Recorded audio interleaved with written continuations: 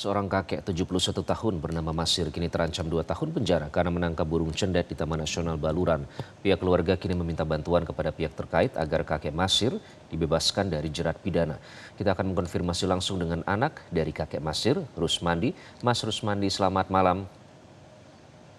Selamat malam. Sekaligus membahas dari aspek hukum bersama pakar hukum pidana Hipnu Nugroho. Prof. Hipnu, selamat malam. Selamat malam Mas Iqbal. Dan juga ada kuasa hukum ya dari kakek Masir, Muhammad Hanif, nanti bisa ikut berbincang membahas terkait dengan hal ini. Mas Rus, apa kabar? Apa upaya yang dilakukan oleh pihak keluarga terkait dengan harapan dari kakek Masir?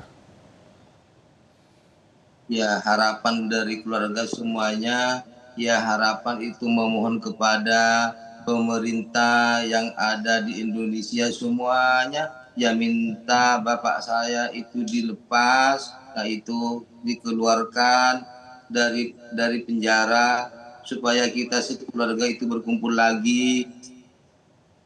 Seperti itu harapan saya kepada kuasa hukumnya. Saya memohon bagaimana bapak saya itu keluar bebas dengan tanpa syarat seperti itu. Karena sudah mengingat usianya bapak saya itu kan 75, seperti itu. Oke, Mas Rusmandi, jadi sudah berapa lama kakek Masir berada di penjara dan bagaimana kondisinya saat ini? Kalau kunjungan saya yang hari Senin, itu bapak saya itu sakitnya kambuh, asmanya itu kambuh. Saya melihat karena ada di rutan, saya tidak bisa menahan air mata. Seandainya itu penyakitnya bapak itu dialihkan kepada saya ikhlas, saya ridho seperti itu. Baik, mungkin bisa dijawab juga dengan pihak kuasa hukum Mas Muhammad Hanif, apa saja upaya yang sudah dilakukan oleh pihak keluarga? Selamat malam Mas Iqbal, saya perkenalan dulu ya. Saya Muhammad Hanif Haryadi, salah satu anggota Posbakum Adin Situbondo ya. Jadi dari awal kami mengawal kasus Pak Masir ini sejak Oktober seperti itu. Jadi awalnya Pak Masir ini membutuhkan pendampingan. Kebetulan Posbakum Adin di Situbondo ini sudah MOU dengan rutan Situbondo. Jadi bagi warga yang tidak mampu ini bisa kami dampingi tanpa biaya apapun, alias gratis seperti itu. Jadi upaya keluarga selalu mengeluh kepada kuasa hukum kami selaku kuasa hukum untuk berupaya untuk mencari keadilan terkait bapaknya seperti itu. Oke, jadi termasuk meminta bantuan kepada pihak Bupati ya, kalau tidak salah sudah mengirimkan surat penangguhan penahanan. Saya ingin ke Prof. Hipnu terlebih dahulu. Prof. Hipnu, kalau dari aspek hukum ya, dengan berbagai upaya yang sudah dilakukan, termasuk pengiriman surat penangguhan penahanan. Nah, kalau secara kasus ini sendiri, apakah ada pertimbangan yang bisa meringankan putusan sesuai dengan harapan dari pihak keluarga, Prof. Hipnu? Karena kalau dari alasan pihak Kejari, ini sudah 5 kali sudah diperingatkan sebelumnya, jadi tidak ada kesempatan untuk restoratif justice. Tapi apakah itu masih bisa, Prof. Hipnu? Iya, begini Mas. Ada dua dimensi. Kalau restoratif justice tadi memang agak sulit ya, karena restoratif justice itu ancamannya adalah maksimal 5 tahun. Sedangkan ini adalah dugaannya pencurian di kawasan satwa yang ancamannya 10 tahun. Ini pertama, yang agak sulit. Kemudian yang kedua, sebagai aspek penangguhan penahanan, saya kira pengadilan harus mengabulkan. Karena apa? Syarat subjektif, syarat objektif orangnya memang betul, ya kan? Tapi di dalam suatu kepentingan penahanan, kepentingan penahanan itu sebetulnya untuk kecepatan penyelesaian. Kalau di tingkat penyidikan itu adalah barang bukti sudah cukup, sudah selesai. Apalagi ini sudah di persidangan. Sepanjang kuasa hukum Mas Hanif itu bisa memastikan tepat waktu sidang, tidak bertele-tele, tidak menjadikan suatu berlambat, saya kira tidak perlu diadakan suatu penangguhan penahanan. Karena ini di persidangan itu hanya ketepatan sidang, jam 9 sidang, sidang. Jam 10 sidang, jam 10. Ini yang harus perhatikan. Jadi ada 3 dimensi kalau di tingkat penyidikan berkaitan barang bukti, di tingkat penuntutan ada ketepatan pembuatan dakwaan, di persidangan ketepatan suatu persidangan sebagai asas cepat. Nah, mudah-mudahan hakim bisa mengabulkan, tapi bisa dipastikan bahwa klien Mas Hanif memastikan jam 9 tepat waktu sebelum hadir, jam 10 tepat waktu. Ini yang saya kira kontrak penahanan harus dilakukan. Apa jaminannya? Kalau nggak salah Pak Bupati itu sudah luar biasa. Artinya Pak Bupati menjamin bahwa seorang terdakwa kakek ini tidak akan lari. Nggak mungkin lari lah, sudah kakek kok. Mau melari kemana? Agak sulit. Nah, pertimbangan kemanusiaan inilah yang saya kira menjadikan suatu yang diambil. Karena dalam teori hukum, Mas Iqbal, di sini itu kecenderungan sekarang adalah menganut dualistis. Dualistis itu memisahkan antara subjek pelaku dan objek suatu peristiwa.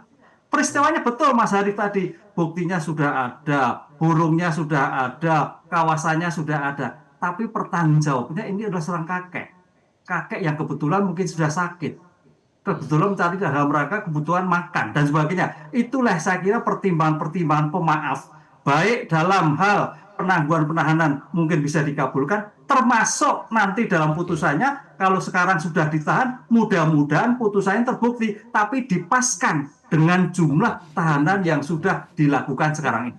Ini juga disebutkan oleh Pak Bupati ya, itu menyatakan bahwa atas alasan ekonomi dan kemanusiaan yang juga jadi pertimbangan. Pak Rusmandi, saya ingin tahu, jadi kakek Masir ini sehari-hari pekerjaannya sebagai apa? Karena kalau tidak salah, mohon dikoreksi ya, juga terdaftar sebagai seorang warga miskin yang juga kakek Masir menerima bantuan sosial. Nah, sehari-harinya aktivitasnya apa kakek Masir ini, Mas Rus? Iya, sehari-hari bapak saya kalau tidak sakit, ya kadang mencari rumput dan buruh tani, kadang-kadang seperti itu tiap harinya. Oke. Tidak pas fokus kepada hutan, enggak, seperti itu. Oke, saya juga membaca mencari madu dan juga kondisinya punya penyakit asma ya. Tapi saya ingin tahu Mas Rusmandi, pada saat ditanyakan mungkin ya, karena kalau kata Kejari sudah 5 kali. Nah pada saat Bapak saat itu ditanyakan kenapa berulang melakukan, jawabannya apa Mas Rus? Saya kalau Bapak itu sudah diperingati 5 kali, saya kurang tahu. Kenapa saya kurang tahu? Karena Bapak tidak pernah cerita kepada keluarga. Karena sifatnya orang tua seperti itu. Sesulit apapun, seberat apapun usahanya demi makan keluarga, demi kebahagiaan keluarga, tidak minta-minta kepada orang lain. Pasti namanya orang tua tetap tanggung jawab yang sangat luar biasa. Itu yang dibutuhkan, kasih sayang anak kepada orang tua. Itu yang meresap kepada hati-hati saya seperti itu.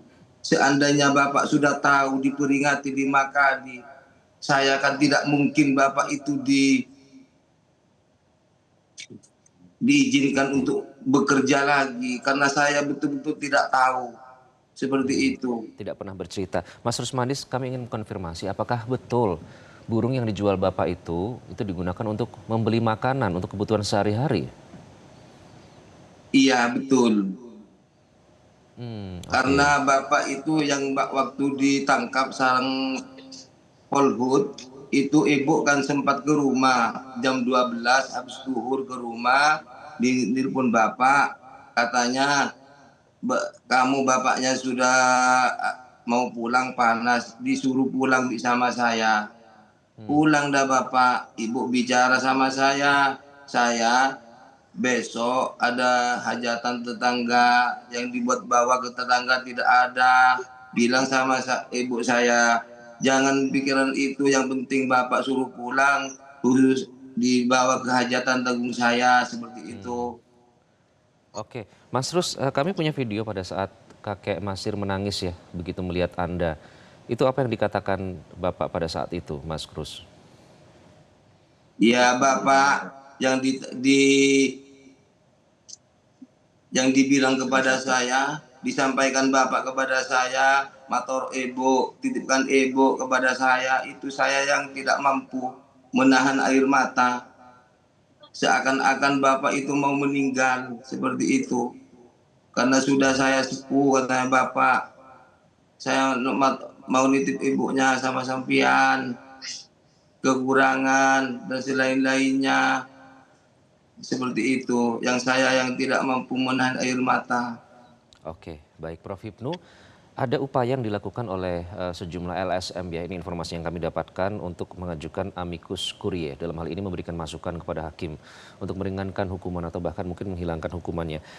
Jadi apakah itu masih mungkin dilakukan pada saat ini jika melihat upaya yang terus dilakukan oleh pihak keluarga, Prof. Hipnu? Ya, amicus curiae sebagai sahabat peradilan saya kira sangat memungkinkan.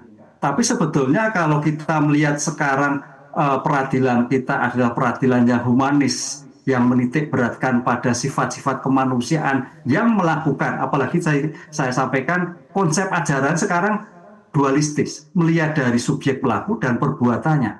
Sehingga sebetulnya tanpa amicus curiae pun saya kira pengadilan akan melihat secara komprehensif bahwa ini adalah seorang kakek. Jadi kalau toh sampai diadakan suatu pemidaan, nggak ada untungnya, malah menjadi susah nanti rutannya. Yang masuk angin lah dan sebagainya akan menjadi beban LP maupun rutan. Nah, oleh karena itu dalam hal seperti ini sebagai bentuk kajiannya terhadap normatif terpenuhi, tapi juga peradilan terpenuhi adalah tetap disidangkan dengan diputus terbukti sepanjang menjalani yang sudah dilakukan penahanan. Sehingga begitu nanti putus, bebas. Itu saya kira meletakkan pada kejaksaan polisi sudah fair, pengadilan juga fair, kemudian juga pengadilan juga fair. Karena tadi saya katakan, buktinya tadi Mas Hanif cukup semua. Kawasan lagi, dan kawasan memang suatu yang dilindungi, lex spesialis tadi. Makanya ancaman cukup berat. Ini suatu bentuk aspek deteren ya kepada setiap orang untuk melakukan tindakan-tindakan daerah kawasan ekosistem yang dilindungi dan sebagainya. Nah, demi aspek kemanusiaan, sekarang itu kan kemanusiaan. Oleh karena itu saya kira tadi penangguhan penahanannya dikabulkan. Berkaca pada kasus yang terjadi sebelumnya, ada 2 orang guru yang diberikan keringanan begitu ya, karena mengumpulkan. Ya, sama. Sama ya, oke. sama. Jadi itu ada harapan di situ. Direhabilitasi. Oke. Ya, Bu Guru. Tapi kan beliau kan masih aktif lah. Ini kan seorang sudah kakek. Sehingga apa yang akan diharapkan sebagai pidana itu cukup saya kira.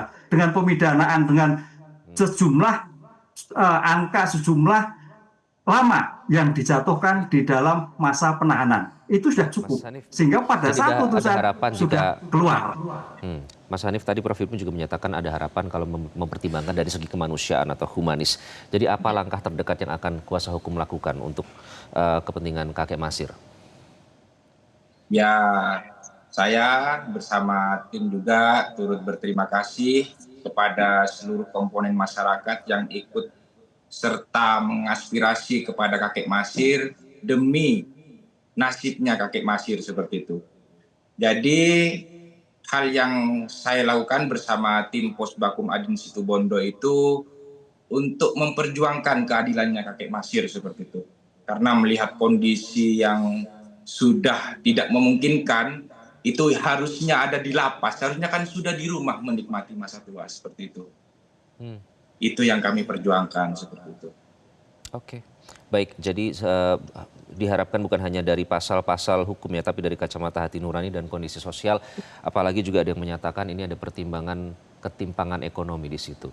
Terima kasih Mas anak dari kakek Masir, Mas Rusmandi sudah bergabung, kemudian kuasa hukum Mas Hanif sudah bergabung, dan Prof. Hipnu terima kasih sudah bergabung dengan Prime Time News. Kita nantikan perkembangannya. Dan sehat-sehat selalu untuk kakek Masir supaya kuat untuk menjalani semuanya.